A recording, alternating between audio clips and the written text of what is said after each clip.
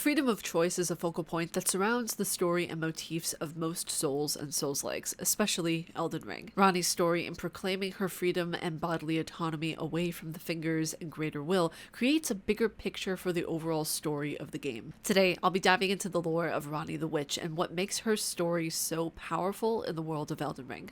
What's going on, you guys? It's your huggable hipster here, and welcome back to Soulsborne Academy. Don't mind the hunter in the corner, they're just here for your protection. The freedom to exist, no strings attached. Let's dive into the lore and story of Ranni the Witch, and some of my thoughts as well. Born of Rennala and Radagon's love, Ranni, the last princess of the Carian royal family and an Empyrean chosen by the Two Fingers, is a character who's aware of the Fingers' manipulation and what her predetermined calling was. There's a lot of vagueness to Ranni's lore, such as the Snow Witch, who was this elusive mentor / the one who built Ranni's doll body. Now, just as a side note to be aware of, before diving too deep into today's video, there's a theory going around that Ranni was not born of Rennala, just of the egg that was given to her when Radagon left her for his other half.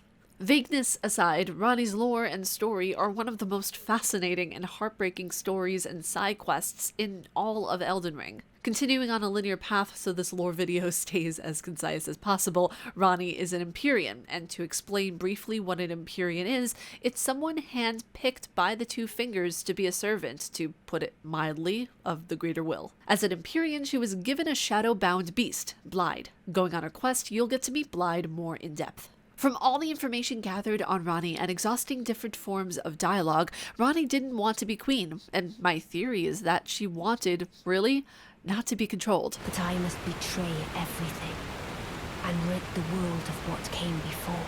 She wanted to have full mental and bodily autonomy. This is what she was truly after. In order not to be controlled by the Two Fingers and by default the greater will, Ranni needed to devise a plan to escape her fate, essentially. Let's take a trip to remember Marika. You know, the sister Radagon left Rennala for?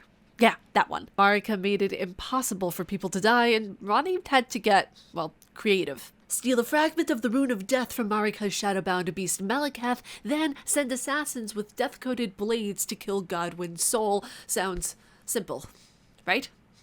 Not complicated at all.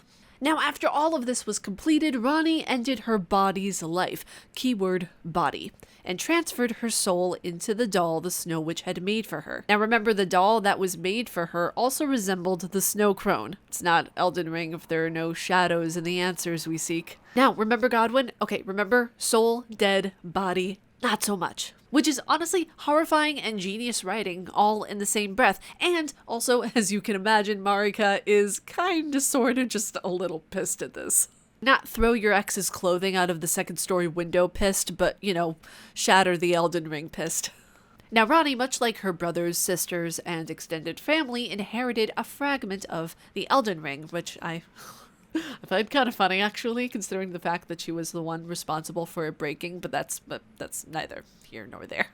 She did not want this and rejected her share of the split assets. Governing the lands between and taking any sort of high position of power was against everything she believed. I mean, I don't know her personally, but her lore is pretty self-explanatory in how she felt about the powers that be. Now, going off on a well-related tangent, let's talk about the right to free will. We will get back to Ranni's lore in a moment. Throughout Ranni's story, you see this longing for freedom, a right to govern oneself, if you will. Ranni's story takes free will and creates a grandness about it in the story where freedom is a thing to be fought for and won. Ranni, to have bodily and mental autonomy, needed to kill off her body and transfer her soul to the cloud through heinous methods in order to be truly free.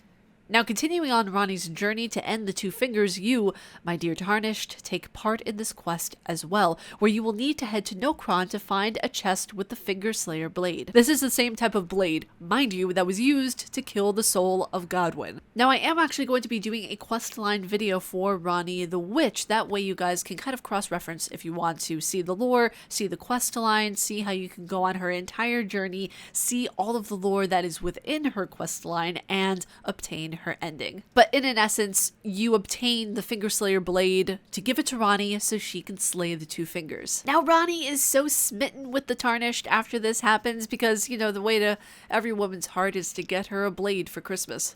Now, this is the point in both her questline and her lore of where you can technically go steady with Ranni because you put a ring on it, you gotta go steady with her. Now, after you give her the Fingerslayer blade, after you complete her quest, this is where you can actually obtain her ending. She completely rids the lands between of the greater will, aka religion, and gives people free will over themselves and their actions, which, chef's kiss, that is the best ending, in my opinion, that you can get in Elden Ring.